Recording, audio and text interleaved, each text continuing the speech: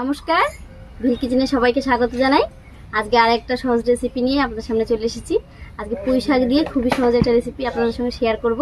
আপনারা সঙ্গে থাকুন, আশা করছি ভালো লাগবে। আজকে এই পুঁই শাকটা রান্না করব একটুখানি মিষ্টি কুমড়ো, একটা ঝিঙা আর দুটো আলু দিয়ে। প্রথমে পুঁই শাকটা কেটে নিচ্ছি।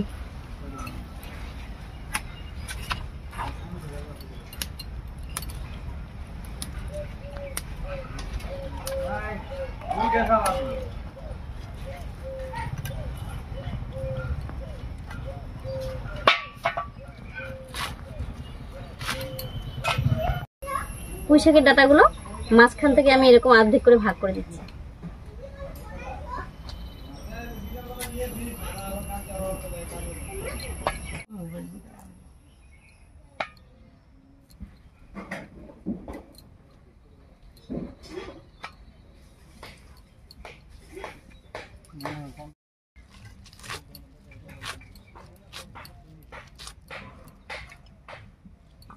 বেশ অনেকটাই পুঁই শাক কেটে নিয়েছি, এবার পরিষ্কার করে ধুয়ে নেব।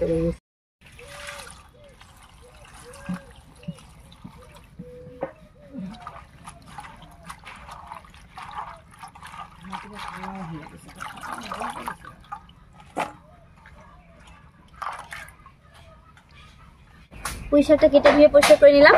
এবারে ঝিঙে, আলু আর মিষ্টি কুমড়োটা কেটে নিচ্ছি।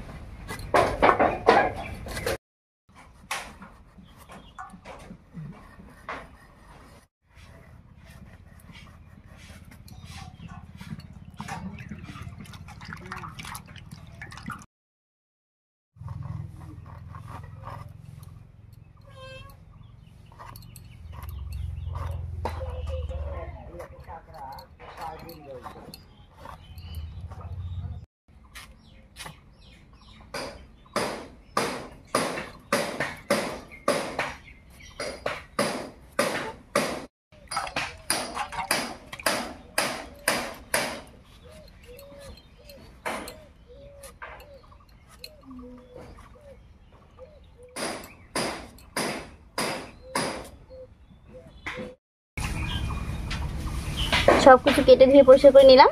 এবারে উনুনটা জ্বালিয়ে নিই।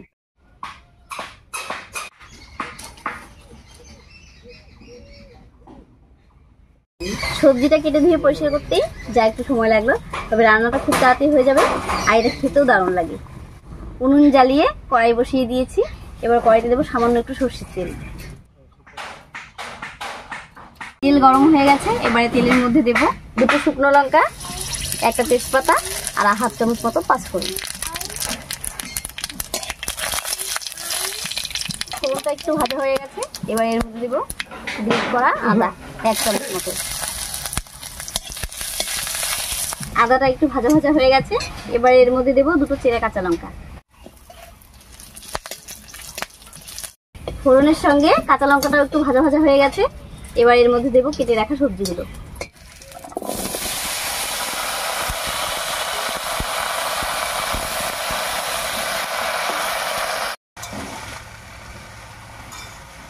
ফোড়নের উপরে সবজিগুলো দিয়ে একটু নাড়িয়ে নিয়েছি। এবারে দেবো স্বাদ মতো লবণ আর হলুদ।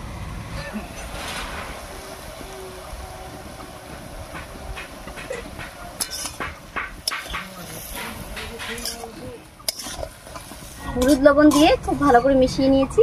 এবারে ঢাকা দিয়ে বেশ কিছুক্ষণ রান্না করে নেব।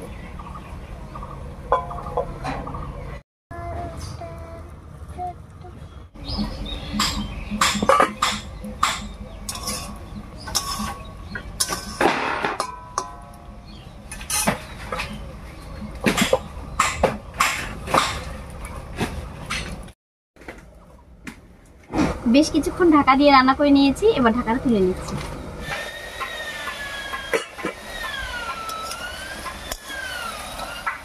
ঢাকা দিয়ে রান্না করায় কতটা জল উঠেছে সবজির মধ্যে, তো এই জলটা এখন আস্তে আস্তে জাল করে শুকিয়ে নেব।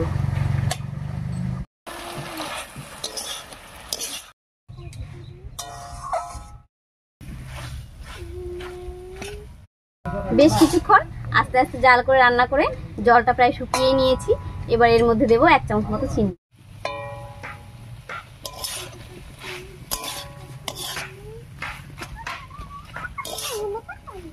এই রান্নায় আমি কোনো রকম বাটা মশলা দিইনি, তবে আপনারা যদি চান একটুখানি জিরা আর আদা বাটা ব্যবহার করতে পারেন। মিষ্টি কুমড়ো দিয়ে পুঁই শাকের নিরামিষ রেসিপি একদম রেডি হয়ে গেছে। এবার নামিয়ে নিচ্ছি।